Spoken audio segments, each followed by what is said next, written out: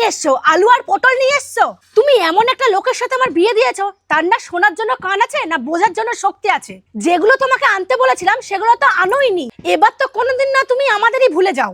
মা দেখো, তোমার পছন্দ করা জামাইয়ের সাথে বিয়ে দিয়ে আমার কি অবস্থাটা না করেছো। আমি তো প্রথমেই বলেছিলাম যার সাথে আমার বিয়ে দিচ্ছ তাকে একটু ভালো করে দেখে নিও। আর এই মানুষটার সাথে বিয়ে করে না আমার জীবনটা তো পুরো বরবাদ হয়ে গেল। আমি তো একে ডিভোর্স দেবই দেবো।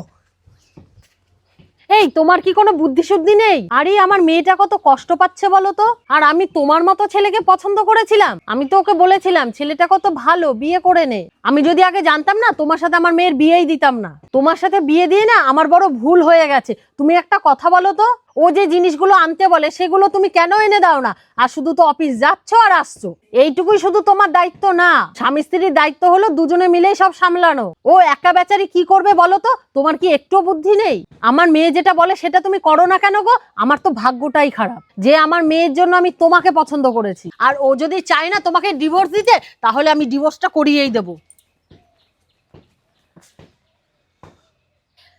দাদা, টিউশনের মাস্টার মশাই মাইনে চেয়েছে। তুমি যখন মাইনে দিতেই পারবে না, তাহলে কেন আমাকে ওখানে ভর্তি করেছিলে? কালকে মাস্টার মশাই আমাকে সবার সামনে অপমান করেছে। যখন তুমি মাইনে দিতে পারবে না, তাহলে কেন ভালো জায়গায় ভর্তি করেছিলে?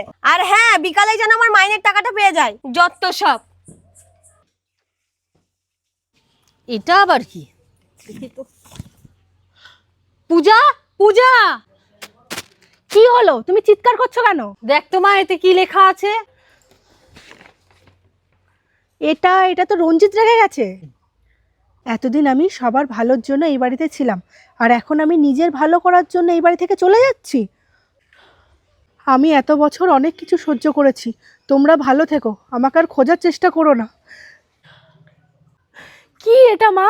কি জানি কি পাগল ছেলে বাচ্চাদের মতো চিঠি লিখে রেখে গেছে। এর জন্যই তো যত ঝামেলা। ভালো হয়েছে চলে গেছে। আর এমনিতেও আমি ওর সাথে থাকতাম না। আর গেছে যাক, কিছুদিন পর এমনিতেই বাড়ি চলে আসবে আর মাথাও ঠিক হয়ে যাবে। আর ছাড়ো তো মা এসব। আমি তোমার জন্য না একটু ঝাল ঝাল করে চিকেন কষা বানাচ্ছি, ঠিক আছে? রঞ্জিত, এই রঞ্জিত, আরে দাদা, আপনি আসুন না, ভেতরে এসে বসুন। আমি ভিতরে বসতে আসিনি, ঘর ভাড়াটা নিতে এসেছি। আর শোনো, যদি এক সপ্তাহের মধ্যে ঘর ভাড়া না দিতে পারো না, ঘাট ধাক্কাতে বাইরে থেকে বের করে দেবো। ঠিক আছে দাদা, আমি খুব তাড়াতাড়ি দিয়ে দেবো। ঠিক আছে, তাড়াতাড়ি যেন দেওয়া হয়।